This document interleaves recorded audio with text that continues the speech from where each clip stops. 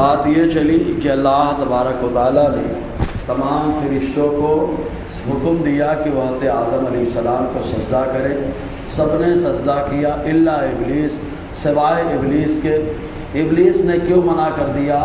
اور اس کے بارے میں بتایا گیا کہ ابلیس کوئی فرشتہ نہ تھا، یہ جناتوں میں سے تھا لیکن اکیلا تھا اور فرشتوں کے ساتھ رہتا تھا، اس لیے فرشتوں کو اس پہ غلبہ دے دیا گیا.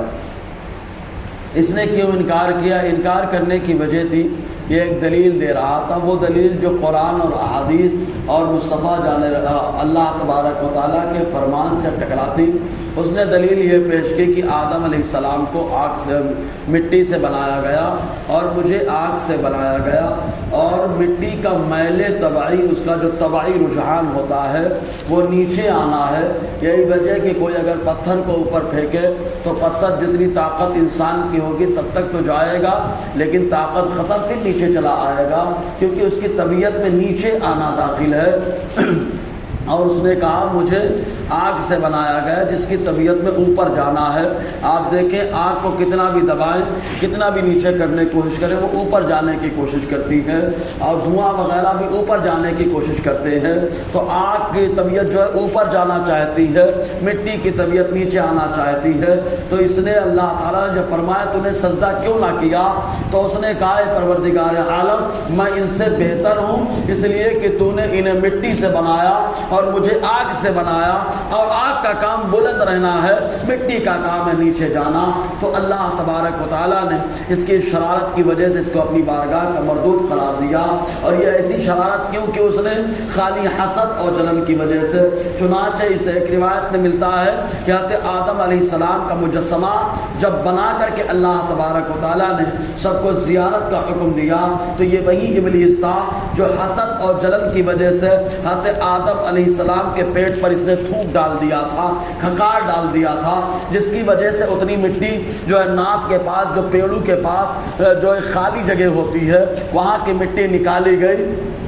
اور اس مٹی سے اللہ تبارک و تعالیٰ نے، جس میں تھوک بھی ہے کس کا؟ ابلیس کا، تو اللہ تبارک و تعالیٰ نے اس سے ایک جانور کو پیدا فرمایا جس جانور کو کتا کہا جاتا ہے.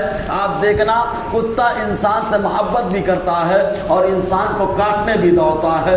محبت اس وقت کرتا ہے جب وہ مٹی غالب آ جاتی ہے، اور کاٹنے دوڑتا ہے اس وقت جب اس کے اوپر شیطان کا تھوک غالب آ جاتا ہے. تو اس وقت یہ اپنے حسد اور جلن کا اظہار کر دیا اس ابلیس نے، اور ایسے ہی یہاں پر بھی حسد و جلن کا اظہار کر دیا اس ابلیس نے. اب ایک بات ہمیشہ یاد رہے، آقا علیہ السلام نے فرمایا حاسد کی نیکیاں سب سے پہلے تباہ اور برباد ہو جاتی ہے.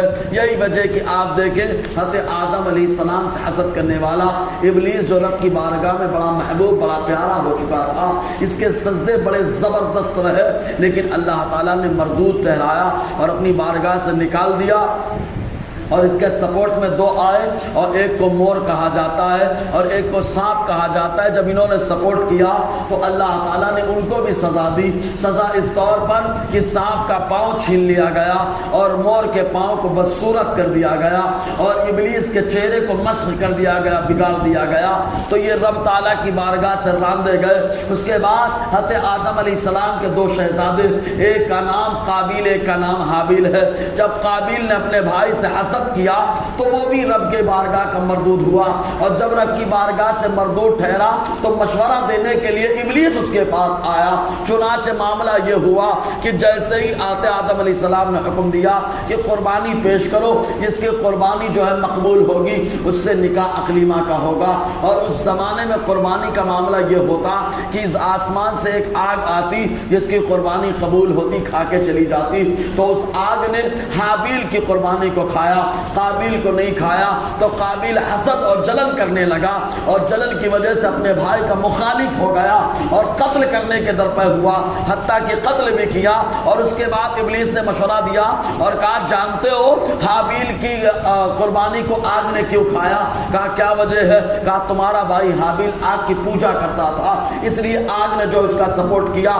اگر تم پوجا کرنا شروع کر دو تو تمہارے سپورٹ میں بھی آگ ہو جائے. اس طریقے سے آگ پرستی کا کا آغاز کرانے والا یہ ابلیس ہے۔ حسد کا وہ بھی شکار ہوا، حسد کا یہ بھی شکار ہوا۔ جب بندہ حسد کا شکار ہوتا ہے تب تباہی اور بربادی اس کا مقدر بن جاتی ہے۔ چنانچہ آپ دیکھو یہود و نصارہ کو یہ بنی اسرائیل رہے تب تک اللہ تعالیٰ کے محبوب رہے، لیکن مصطفیٰ جان رحمت کی بارگاہ میں جب حسد کرنے لگے، ایمان نہ لائے تو مردود ہو گئے رب کی بارگاہ کے۔ منافقین کو دیکھو ہر دور میں رہا تو اللہ تبارک و تعالیٰ فرماتا ہے الا ابلیس، سوائے ابلیس کے، ابا، انکار کر دیا، واستکبر، اور اپنے آپ کو بڑا بتایا کہ میں بڑا ہوں۔ بڑا رب تعالیٰ کی بارگاہ میں کوئی نہ بڑا نہ کوئی نہ چھوٹا، اللہ تعالیٰ جسے چاہتا اسے بڑائی عطا فرماتا ہے۔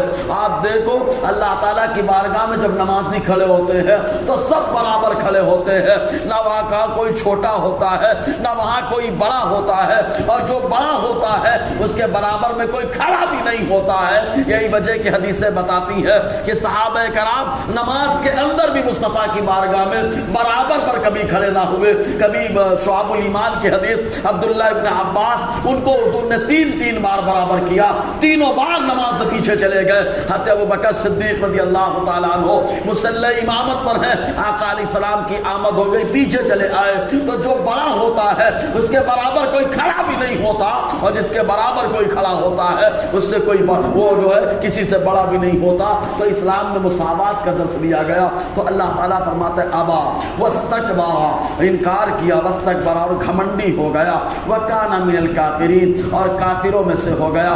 پہلا کافر تھا ابلیس، جس کے کافر ہونے کا فتویٰ اللہ نے دیا، وکان من الکافرین، اور وہ کافروں میں سے ہو گیا۔ اب یہ جملہ ہمارے یہاں بڑا چلتا ہے، کافر کو کافر مت کہو، یہ جملے کا رد یہیں سے ہو گیا۔ اور خود جو منع کرتا ہے وہ بھی بولتا ہے کافر کو، پھر بولتا ہے کافر مت کہو، پہلے بولتا ہے کافر کو اور پھر بولتا ہے کافر مت کہو، خود بول رہا ہے خود منع بھی کر رہا ہے۔ یہ عجب دستور ہے دنیا کا۔ معتزلہ ایک فرقہ گزرا ہے، اس کا نظریہ یہ تھا کہ جو انسان گناہ کبیرہ کر لیتا ہے تو گناہ کبیرہ کرنے والا وہ مسلمان بھی نہیں ہوتا، کافر بھی نہیں ہوتا، بیچ میں لٹک جاتا ہے۔ اب اگر کافر کو کافر نہ کہا جائے تو ایمان والا بھی نہیں کہا جائے گا، کافر بھی نہیں کہا جائے گا، تو وہ بیچ میں لٹک گیا۔ تو جو نظریہ معتزلہ کا تھا وہی نظریہ آج اپڈیٹ ہو کر کے نئے ورژن کے ساتھ آ رہا ہے۔ بہرکیف تو اللہ تعالیٰ فرماتا ہے وَكَانَ مِنَ الْكَافِرِينَ، اور وہ کافروں میں سے ہو گیا۔ انشاءاللہ آگے گفتگو رہے گی۔ اللہ تعالی ہم سب کو فیضان قرآن، برکات قرآن سے مالا مال فرمائے۔